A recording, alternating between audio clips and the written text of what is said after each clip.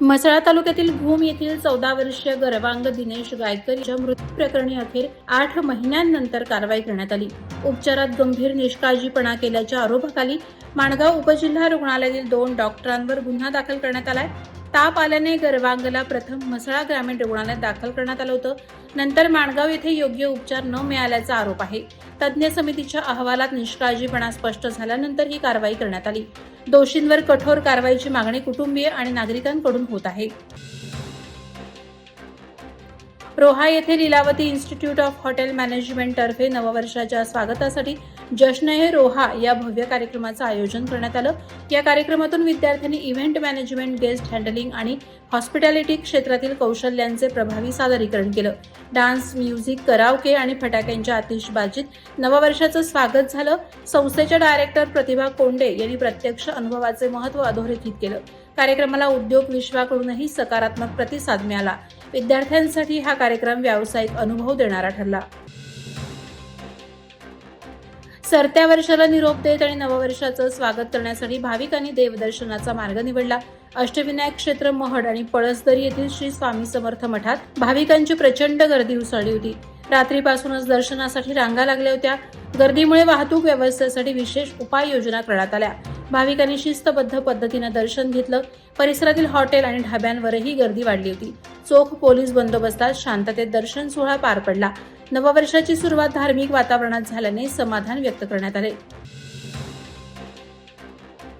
कारावी पंचक्रोशीतील नागरिकांसाठी Lakshmi charitable trust Panvel आणि ग्रामस्थ मंडळ कारावी आणि नवतरुण सामाजिक विकास मंडळ यांच्या संयुक्त विद्यमानं मोफत मोतीबिंदू शस्त्रक्रिया शिबिराचं आयोजन करण्यात आलं. केरेश्वर मंदिर परिसरात झालेल्या या शिबिरात एकूण 76 नागरिकांनी नेत्र तपासणीचा लाभ घेतला. यामध्ये 23 रुग्णांना मोतीबिंदू आढळून आला तर 16 जणांना चष्म्याची गरज भासली. 12 रुग्णांना पुढील तपासणीसाठी संदर्भित करण्यात आलं. आरोग्य दूत तथा माजी जिल्हा परिषद सदस्य DB पाटील यांच्या सहकार्यामुळे हे शिबिर यशस्वी झाले. गरजू रुग्णांना तातडीनं पनवेल येथे शस्त्रक्रियेसाठी नेण्यात आलं. 2026 या नववर्षाचं स्वागत उरण तालुक्यात भक्तिभावात आणि पावसाच्या सरीत झालं. वर्षाच्या पहिल्याच दिवशी सकाळपासून जोरदार पावसानं हजेरी लावल्याने सर्व परिसर ओलाचिंब झाला. चिरनेर येथील श्री महागणपती मंदिरासह उरण शहरातील श्री महादेव, दत्त आणि शनी मंदिरामध्ये भाविकांची मोठी गर्दी पाहायला मिळाली. भाविकांनी विधीपूर्वक पूजा करून कुटुंबाच्या सुख समृद्धीसाठी प्रार्थना केली. मात्र अचानक झालेल्या पावसामुळे आंबा बागायतदारांचं नुकसान झाल्याची चर्चा शेतकऱ्यांमध्ये सुरू आहे. तरीही नवीन वर्ष सर्वांसाठी सुखकारक ठरो अशी भावना नागरिकांनी व्यक्त केली.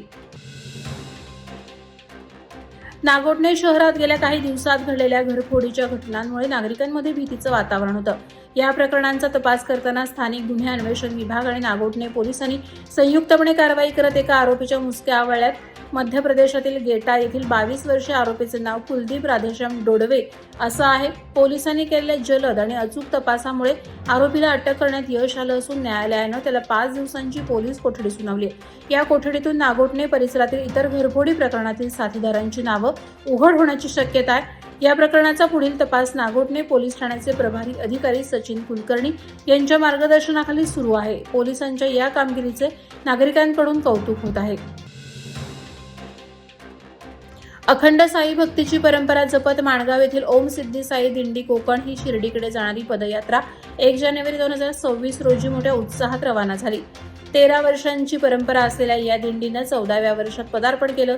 नाणोरे येथील साई मंदिरातून सकाळी 11 वाजता पालखी सोहळ्याला प्रारंभ झाला. सुमारे 300 किलोमीटर अंतराच्या या पदयात्रेत 400 साई भक्त सहभागी झाले असून 180 भक्त पायी प्रवास करणार आहेत. सामाजिक एकोपा, सर्वधर्म सहिष्णुता आणि साईबाबांची महती समाजात रुजवणं हा या दिंडीचा उद्देश आहे.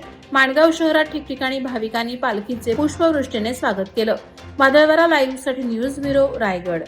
नवी मुंबई व रायगड जिल्ह्यातील ताज्या बातम्या आणि घडामोडींसाठी सबस्क्राईब करा वादळवारा लाईव्ह चॅनल आणि दाबा बेल आयकॉन.